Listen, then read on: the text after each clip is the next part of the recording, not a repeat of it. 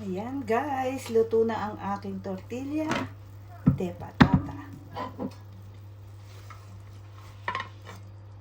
Ayan. Sarap yan guys.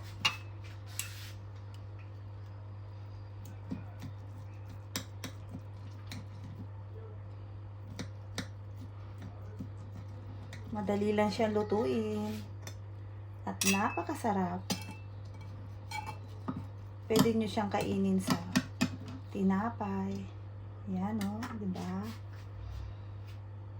Oh, sarap niyan. Manamis-namis guys. Ang sarap. Meron na naman kaming lunch. Yan ang aming lunch ngayon.